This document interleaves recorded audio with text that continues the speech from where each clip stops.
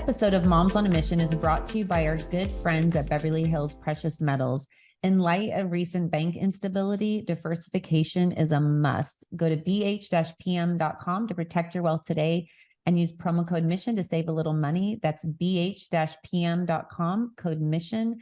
And we've done this and at our Shaw household, and it's so easy. You just fill out your information, you get in touch with them, and then the silver or gold shows up at your house a few days later. It's just so easy.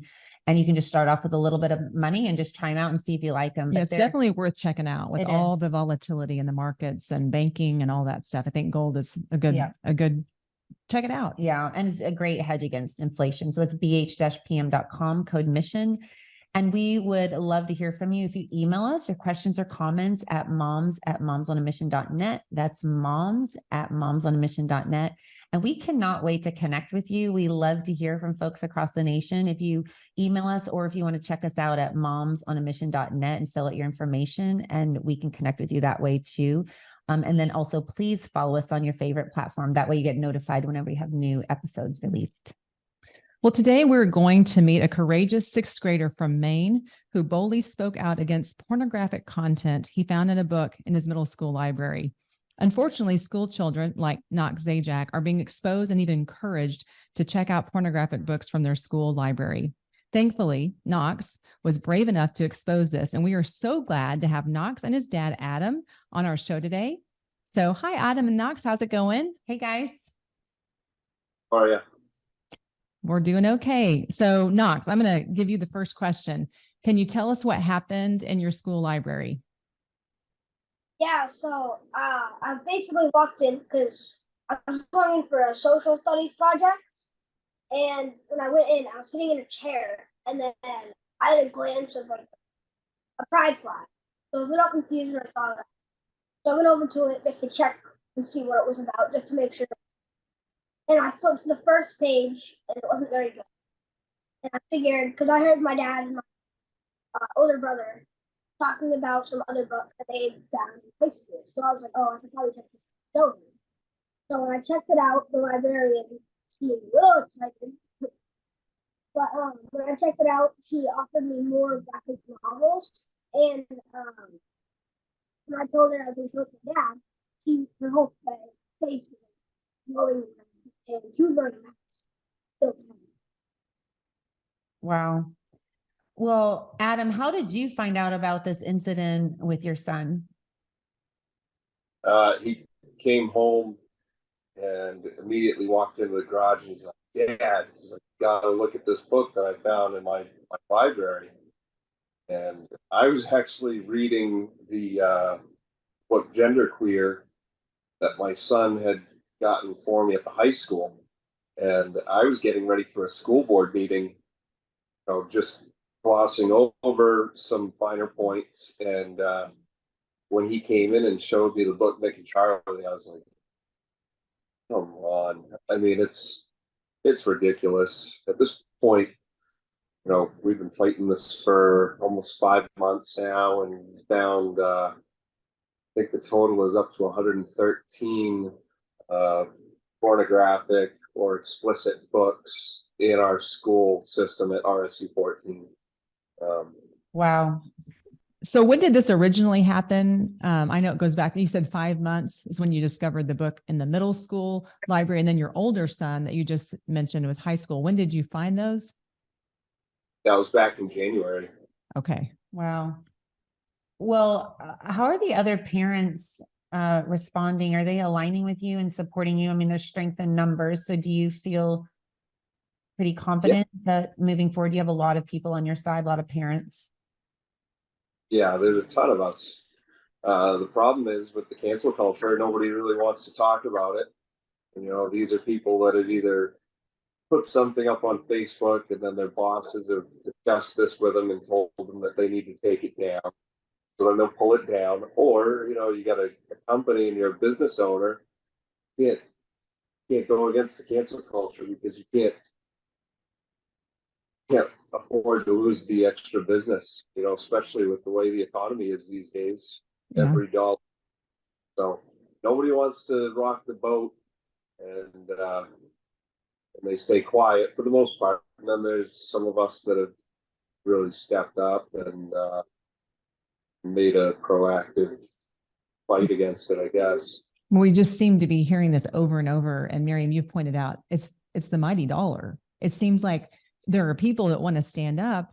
We just had the privilege of talking to Riley Gaines, and it just keeps coming back to, oh, I'm pushing back and people agree with me, but they're not really willing to take a stand because of money. It keeps going back. And the truth is that what people are afraid of are true. I mean, people do lose their jobs, and I mean, and they've made examples out of some people to instill fear, you know, within the parents and, you know, maybe even within the kids, because they don't want to be targeted and called out and what have you. But I mean, that's what that's what I was asking if there, because sometimes there's strength in numbers, and, you know, sometimes if you're moving forward and there are a ton of you, it's harder to cancel, you know, a lot of people versus maybe 3 or 4. Yeah. So going back, you said there were 113 pornographic books you found over the past 5 months. So how were you able to identify those books? I don't know if you can hear this loud snoring. Sorry. Oh my gosh. So cute. I hope y'all are watching this. So we've got a good group of parents that are really on this, and all of us have strengths in different areas. You know,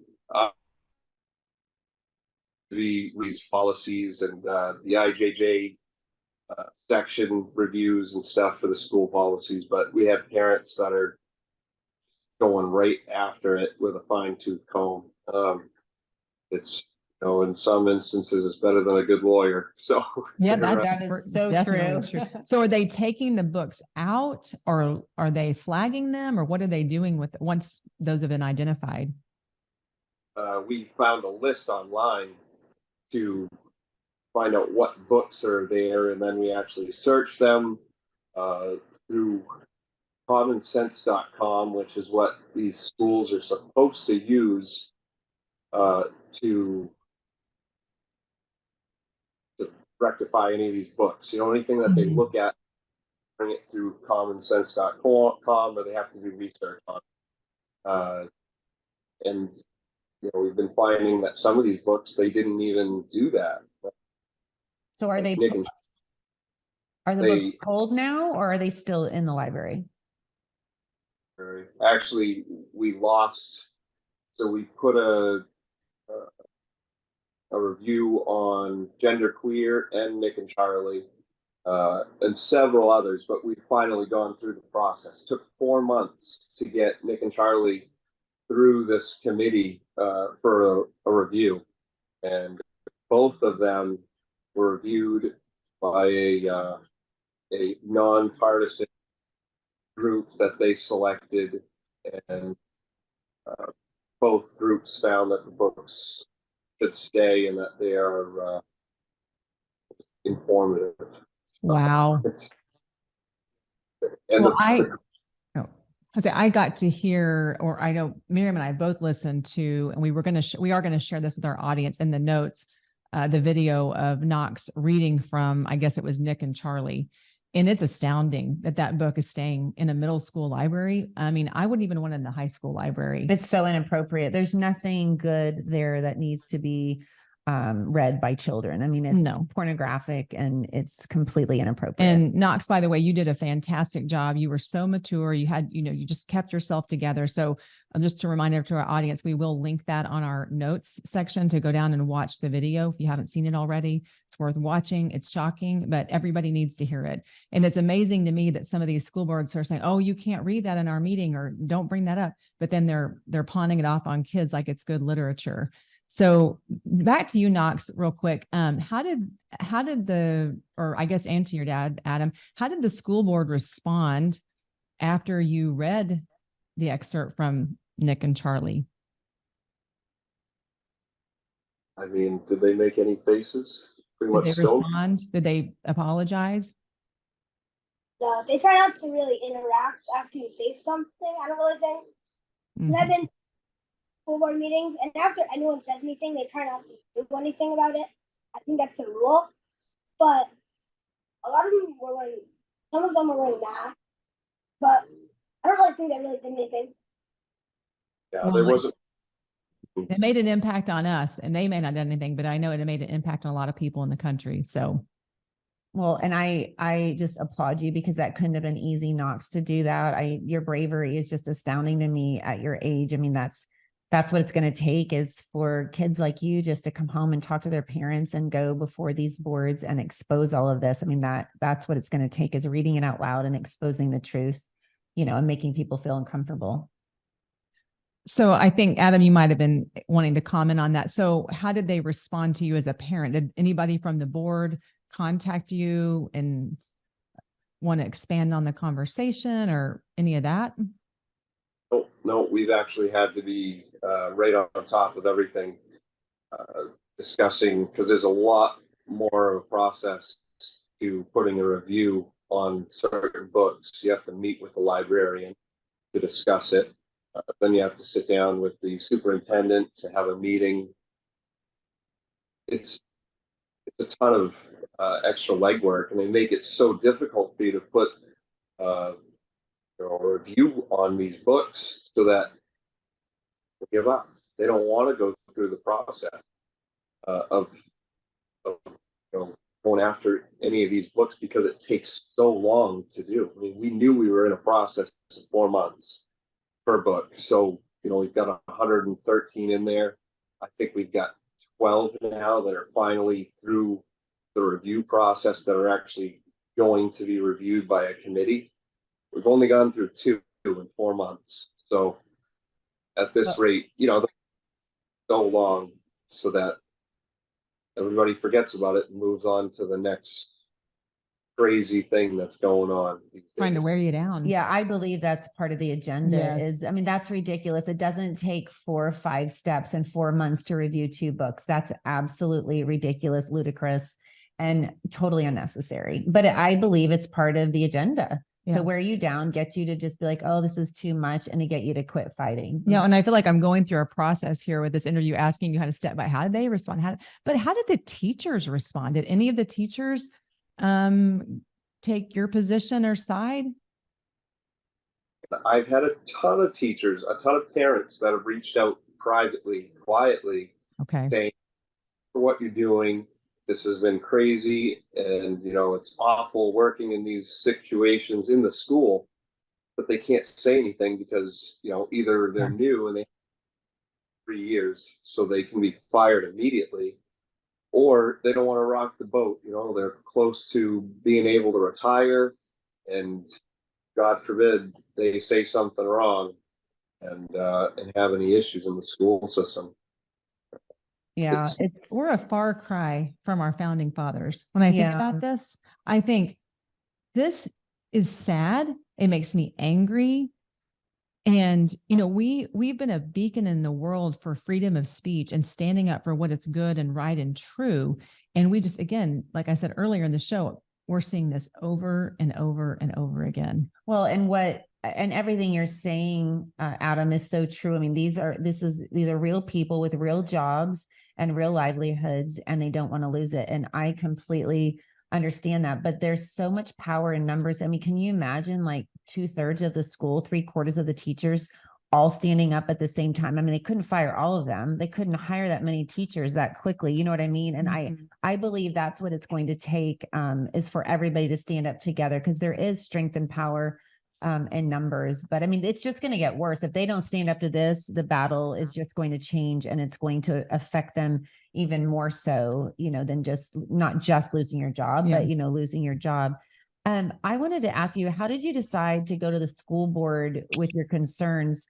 Were they concerned at, the action that they would take? I mean, I was just kind of curious how you decided to do that. So I got into an accident just before COVID. I was in a coma for a couple of weeks, and took a while to get through rehab, and I was out of work for a while.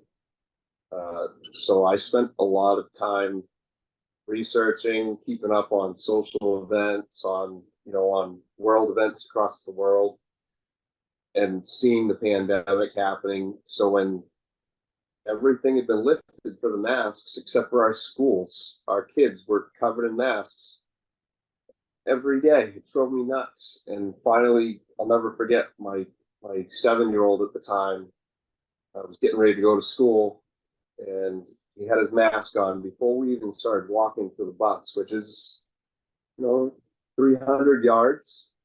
And it's just so normal for him to put this mask on, and it drives me nuts. So Mhm. the school board meetings trying to get the masks released. And actually, that was the first time Knox spoke. Was he wanted to come to one of those meetings with me to talk with them. That's So awesome, Knox. I love It it. is. I think- love him. Yeah. How did that go when you spoke before them regarding the masks? I mean, it went all right. I'm sorry. Luckily, it went okay. The same Okay. day the walkout, so sorry. But the same day we did a walkout, so a ton of people from the high school and middle school took off their masks and just walked out the building. And I was the only kid. I was in elementary school. I was a fifth grader at the time. I was the only kid in the whole school that did it. And I walked out, and my dad came to pick me up, and we all were just outside of the high school with no masks on, just chilling. And they tried giving me office renewal. They tried talking me into putting the masks back on. Because I didn't have a mask on, the principal didn't want to talk to me. Of course. Now I love that story. Now that's some patriots right there. Now I'm hearing some, American bravery and civil disobedience. I love that you guys did that. I wish that we'd thought of that at our school. Yeah. We should have encouraged a little civil disobedience. That's right. That's right. Because one of the things Mary and I have talked about talking to kids about the experiences they went through, just kind of taking off from the library books for just a minute, because I love talking to kids about this. Is we hear from, parent perspective and adult perspective, what it's like to be wearing a mask, but we weren't in school every day. So Knox, what was it like for you wearing a mask day after day after day in school? It led you to do the walkout. It did not feel good. I got too used to them. And like my dad said, Riker did too, my little brother. But before I did the walkout, a week before, my dad helped me with it. We wrote masks don't work on my mask. Went to school for like a week with them. Nice. And a lot of teachers stopped and read my mask. And then were like, that's incorrect. Like they did not very. I didn't get dress coded, but Good. Nice. Yeah, What happened after the walkout? So the walkout. So I have a kid in the primary school. I have Knox that's in the middle school, and then I have my oldest son Raph, who's in the high school. And I had sat down and talked with them, and I was like, let's get your friends together. I was like, you try to see who you can get. I was like, we'll have a huge sledding party. Like, I'll bring coffee and donuts and stuff for the parents. And all the kids in the high school that walked out came. Knox was the only one in the middle school that walked out. And they sent him into his own little room until I got there because he wouldn't put his mask on. So they literally segregated him all by himself. And then Riker, he's really shy. He was way too nervous. So I just pulled him out of school to go sledding. But we were at the sledding hill on school property, and the principal came and said that we had to leave school property, that we couldn't sled at the hill during school hours. So he created a spot for us in front of the high school to sit and have coffee and donuts with the kids. So anyway, it was a very interesting walkout, but we got our point across. Yeah. And yeah, it's tough. I hate watching the kids not have a voice and being taken advantage of for what's being pushed by by the powers above in Washington. That's a good point. I mean, the kids' voices are not being heard. They weren't really being heard during COVID, yet they were having to wear masks and go to school and try to learn. And then the library books, they really don't have a voice. These are just put into the library without, notification of parents. And so it's our responsibility as parents and citizens to step forward like you're doing, Adam. And I commend you. I love the walkout idea. I'm going to file that one away. I'm always up for a little good civil disobedience. Yeah. And so one question I wanted to ask you, going back to the library books, have you had any contact with your state representatives? I know in Oklahoma, we've We've passed a few laws that are helping, or we're making some steps, taking some steps in the right direction. So do you have anything going on in Maine that's maybe, pushing the envelope a little bit with the library books? Yeah, so a lot of the parents and the groups that I'm involved with have been going to Augusta to try and fight some of the bills that they're trying to put through. Like one of them, 117, and it's basically saying that kids can do transitioning, uh, not operations, but things in school where they don't have to tell the parents. Oh, So yes. binders, you can do chest binders with the kids in school without telling the parents. You don't know about that, but stuff that's trying to be pushed across across Congress right now to make it harder for parents to find out what's going on with our children in schools. It's so frustrating. I mean, 2 months ago in the primary school, they had something where they got all the kids together in the second grade, and they had an event where they brought in, it's like an equality event, but they brought these actors in from outside the school system, and they were dressed as a bride. This old lady was dressed as a bride, and they were having kids get dressed in tuxes to try and hit on this bride and pick this bride up. It was That's so vile. That's absolutely vile. So I had a very it wasn't a great interaction with the school principal at the primary school that day. But we've just been dealing with a lot of stuff. Just today, I was talking to my high school son because I heard that there was a transgender teacher, a substitute teacher in our primary school. And when I talked to my older son about it, he's like, "Oh yeah, Ms. Frost." He's like, she wears yoga pants, and he's like, "We can see your junk." So it's a big joke, and that's my next thing right now. I'm so frustrated that wouldn't be something that's discussed or a letter sent out to the parents, because there's a lot of parents that are not okay with that, and it doesn't matter how they're going to be questioned by a primary school student. My son that's in third grade would definitely be wondering why he's got blue hair and he says his name is Biz Frost. It's just very difficult situations right now. They're trying to push so many things by us without letting us know. And with COVID, that's the biggest eye opener for me, is that when those doors shut to keep the schools safe and the parents got pushed out, that's when a lot of this stuff started to come in. A lot of these books started getting pushed through into libraries.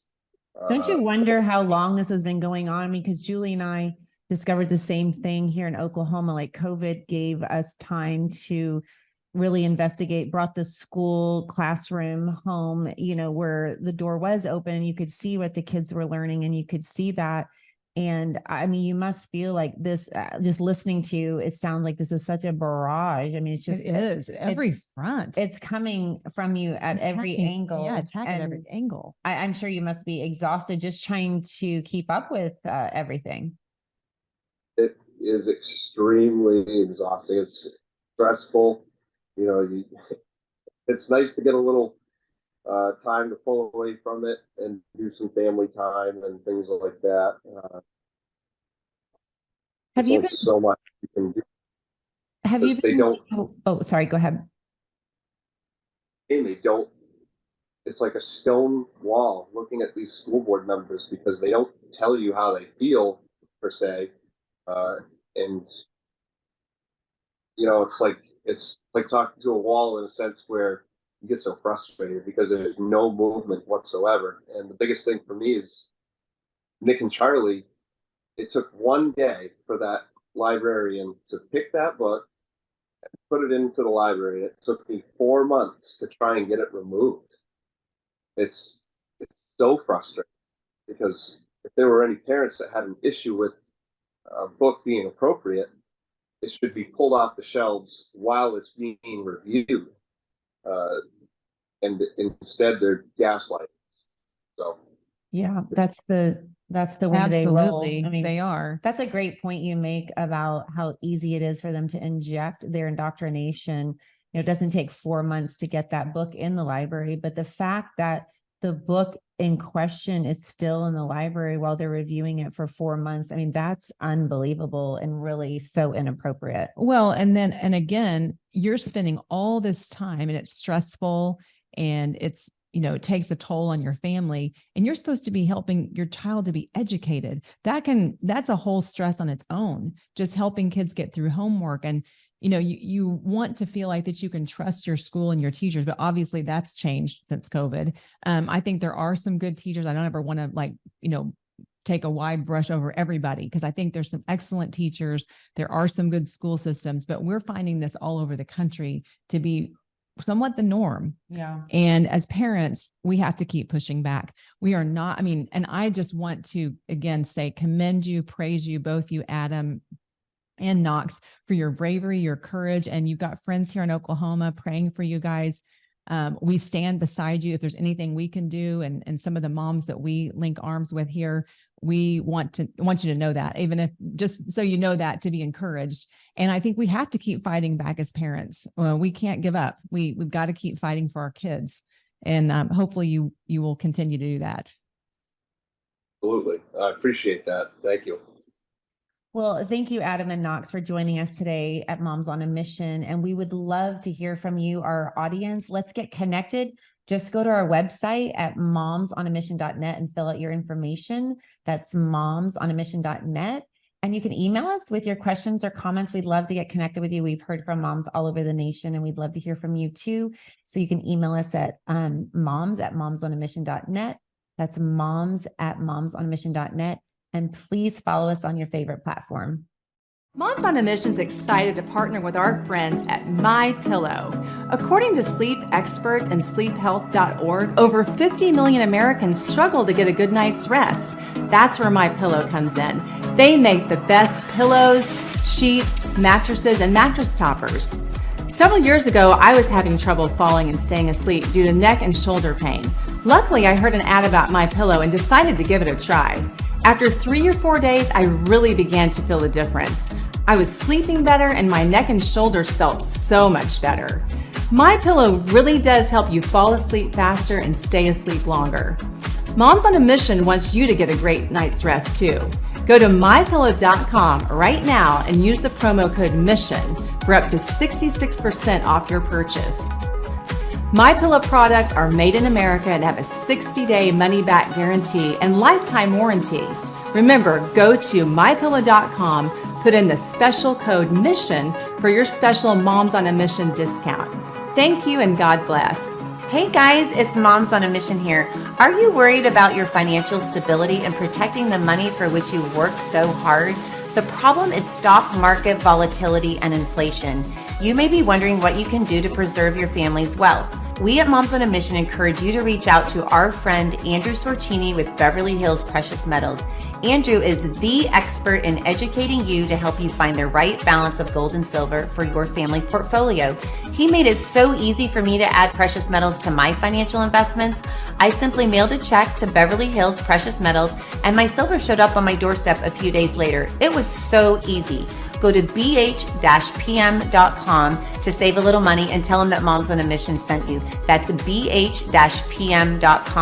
Don't wait. Protect your wealth today by going to bh-pm.com and tell them that Moms on a Mission sent you. Hi everybody, it's Moms on a Mission here. Recent research from the CDC says that millions of Americans develop parasitic infections and symptoms often go unnoticed or are misdiagnosed. Parasites are the cause of many health problems, such as anxiety, depression, chronic pain, fatigue, and unexplained digestive issues. We all need a common sense strategy to improve our health. We at Moms on a Mission encourage you to reach out to our good friend, Dr. Jason Dean. Dr. Dean's Full Moon Protocol provides all natural detoxification and fights inflammation. These supplements are made with 100% organic ingredients and are proven to kill parasites safely and effectively. To order your full moon protocol, go to bravetv.store/mission to save $20 off your first order. That's bravetv.store/mission. Order full moon protocol and start killing those foreign invaders that have been keeping you sick. That's bravetv.store/mission to receive $20 off your first order.